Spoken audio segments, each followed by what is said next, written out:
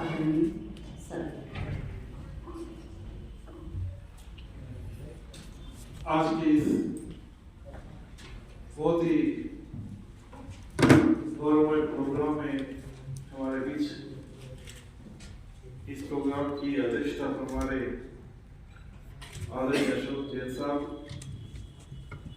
मंथन युद्ध राज्य के अध्यक्ष हैं। आज के प्रमुख अतिथि के रूप में हमारे माननीय प्रोफेसर उमाशंकर जी जयपुर कुलपति एमपीयूटी, माननीय professor Hemant ji Dwivedi dean arts college MLSU,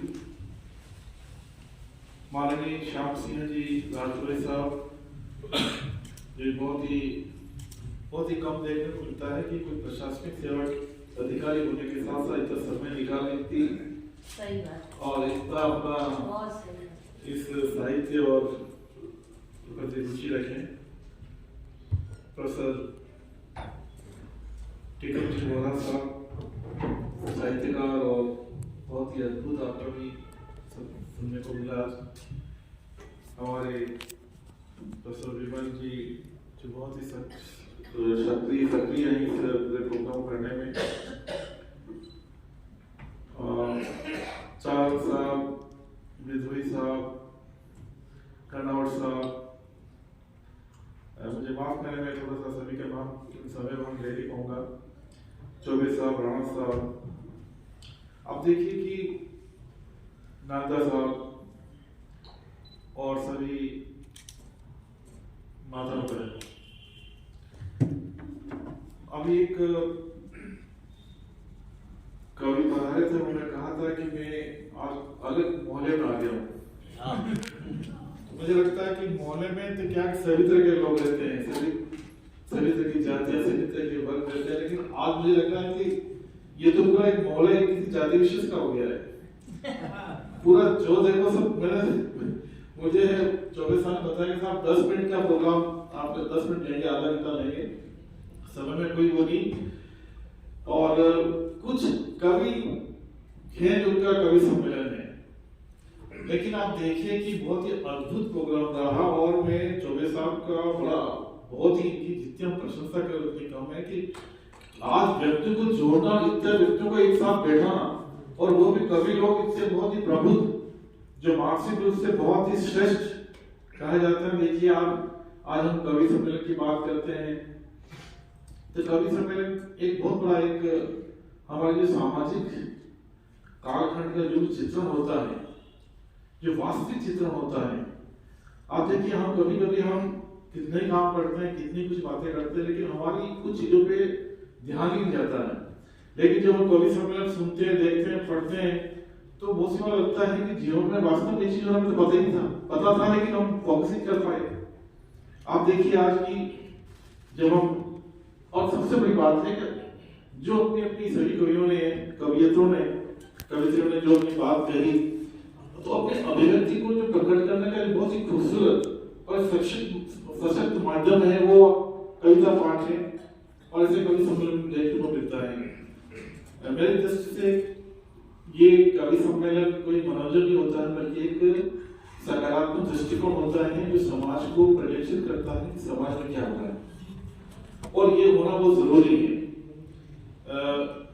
मुझे ये पता नहीं था कि हमारे आसपास इतने कवि और इतने श्रेष्ठ पुरुष हैं, इतनी विदेशी महिलाएं हैं, क्योंकि हमारा जनूबी का हमेशा ये रहा है कि जो अच्छे साहित्यकार हो, जनूबी ने हमेशा उनको बहुत ही सम्मान किया है, उनका अवार्ड से और अपने शब्दों से नवाजा गया है, और हमारी राजस्थान विद्यापीठ की एक तरह से एक रीति नीति है।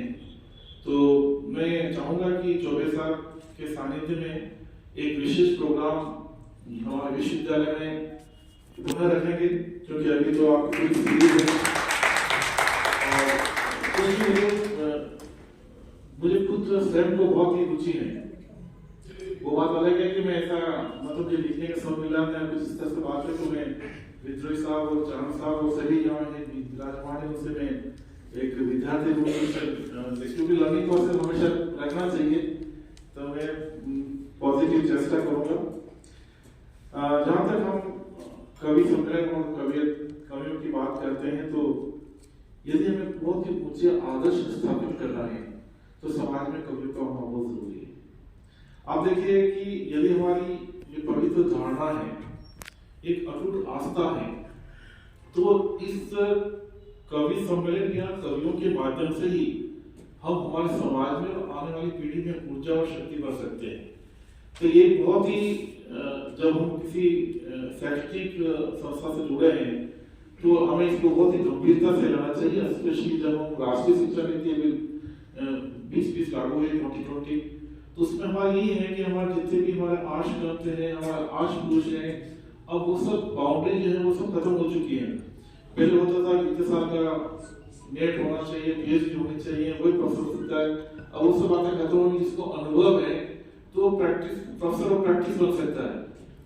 तो आप में से हम चाहें कि कुछ ऐसे लोग हैं जिन्होंने बहुत ही अद्भुत कार्य कर रखा है, तो विश्वविद्यालय को अधिकार है as per the direction of the ministry of education and by the UGC कि आपको आपकी जो टोटल जो संख्या है इंटेक आपका मतलब है कि यदि विश्वविद्यालय में 300 प्रोफेसर होने चाहिए तो उसमें 30 लोग आप में से जो चयनित कर सकते हैं, आइडेंटिफाई कर सकते हैं जो प्रैक्टिस ऑफ प्रोफेसर हो सकते हैं।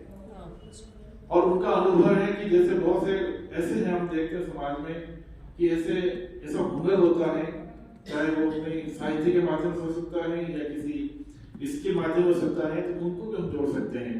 तो मैं चाहूंगा कि मैं आप सब में से जितने आर्ष पुरुष बैठे हैं, विराजमान हैं, तो हम उनको भी हमारे विश्वविद्यालय से जोड़ेंगे। जहाँ तक हम बात करें आज जिस हम चेयर के साथ बैठे हैं, तो आप देखिए कि ये कवियों ने इतना कंट्रीब्यूशन किया है कि हम आज स्वाधीनता को प्राप्त हैं। जब हमारे स्वाधीनता संग्राम की बात करते हैं तो बहुत ही अपनी औजपूर्ण वाणी से और अपने अभिदस की कविताओं के माध्यम से पूरा एक टर्निंग पॉइंट कर दिया, एक दृष्टिकोण ही बदल दिया हमारे उस तत्काल जो भी समय है, और आज भी दृष्टिकोण बदलता है। ऐसा नहीं है कि आप आज आपने जो कुछ बातें बताई हैं, आप देखिए कि ऐसी बहुत सी बातें थी जिनसे लगता है कि अभी बताया कि हमारी जो हेरिटेज है हम किस तरह से उसको यूज कर रहे हैं। लास्ट कविता पाठ हुआ था अभी, किस तरह से हमारी चीजें हम बहुत ही पैसा कमाना चाहिए, लेकिन हमारी जो विरासत है उसको संरक्षित रखें तो बहुत जरूरी है। आज देखिए आप उदयपुर की हिस्ट्री क्या थी, क्या बन गई, भूगोल चेंज हो गया है टोटली, हम सभी उसी पे लगे हैं कि हाउ टू अर्न मनी।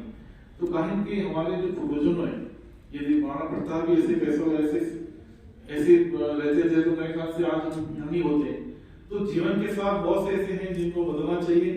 विद्रोही साहब की बहुत ही श्री कृष्ण की जो कविता के माध्यम से आपने अद्भुत चित्रण किया, आपका जो भाव आपकी व्याख्या अद्भुत रही, और आपने अच्छा मीरा के बारे में भी, क्योंकि मेवाड़ की मीरा महाराणा प्रताप पन्ना ये कुछ ऐसी बातें हैं, कुछ ऐसे शख्स हैं जिनके आधार पर हमें घर में एक आप में से एक बताया था कि जब कोई कहते हैं, आपने बताया था कि जब कोई बाहर से सुधी साहब ने कोई कहता है अच्छा मुझे पूछते तो अपना अगले का दृष्टिकोण बदल जाता है। तो ये दृष्टिकोण हमारे पूर्वजों ने बदला है, तो कहीं भी इस परंपरा को हम भी बनाए रखेंगे तो ये शहर की जो महिमा है बढ़ती चलेगी।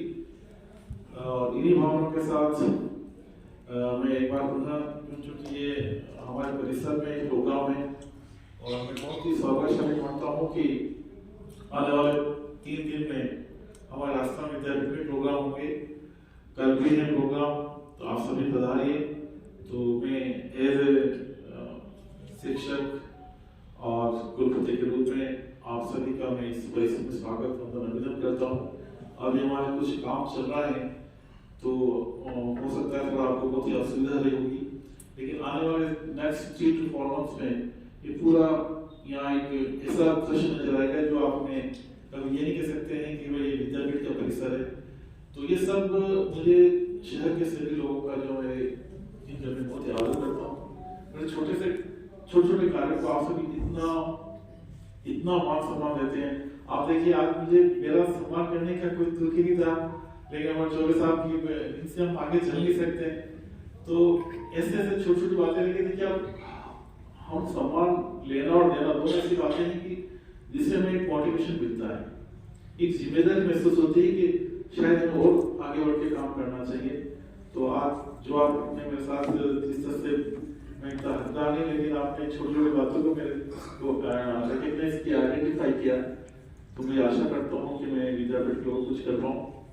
आप देखिए कि 24 साल इनका पूरे मतलब महीने हम 4-5-6 बार मिल जाते हैं, और आपकी तीन गति से भागदौड़ होती है, ये करना, वो करना, ये करना, उसको बुलाना, उसको बुलाना। आप देखिए कि इस व्यक्ति को क्या लेना, क्या देना। लेकिन हमारे जो इस मेवाड़ की तरह, हमारे मेवाड़ के लिए, मेवाड़ के कुछ जो अनसीन हीरोज हैं, उनको किसी को हाईलाइट करें। अमर सिंह की बड़वार बहुत ही जाना पहचाना चला, लेकिन हमारी ये जो वर्तमान पीढ़ी है वो कहीं की भूल रही थी। आप देखिएगा अमर सिंह बड़ा के प्रोग्राम आप करवाते हैं तब कोई नहीं करवाता है, और साल में निकलते नहीं 2-2 प्रोग्राम करवाते हैं। उन्हें विद्यापीठ में भी हमारे इनकी एक शॉर्ट बीट को शुरू कर दी है, और वो आपके प्रेरणा से हमने शुरू करी है।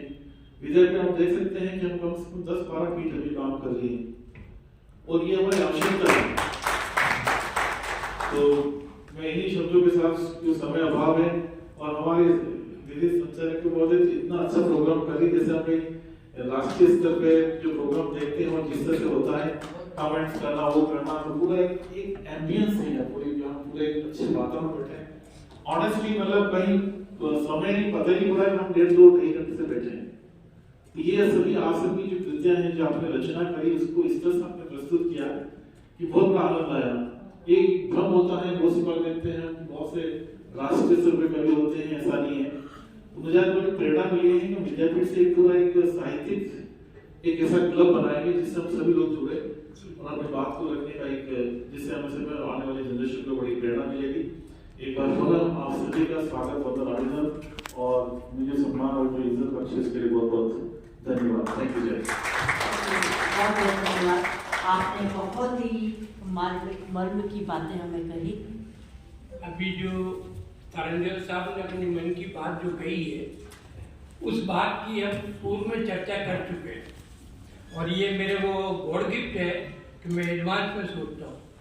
अभी अशोक जी मंथन से मैंने ये कहा कि भाई ये अभी जो कार्यक्रम एक तरह से अनौपचारिक हुआ है, तो अगला जो कार्यक्रम है वो एक दिन भर का कार्यक्रम रखें। उसमें क्या है कि सभी एक दूसरे को सुने और सभी देखें। तो हम एक पिकनिक का कार्यक्रम रख रहे हैं, और साहब ने जैसा अभी फरमाया, तो हम ये चाहते हैं कि आप पिकनिक के कार्यक्रम में आपसे तय करके और युगधारा से तय करके, फिर आज सभी लोगों के मैंने एड्रेस और मोबाइल नंबर लिए, तो वो कार्यक्रम एक दिन का रहेगा। उसमें सभी को मतलब मौका मिलेगा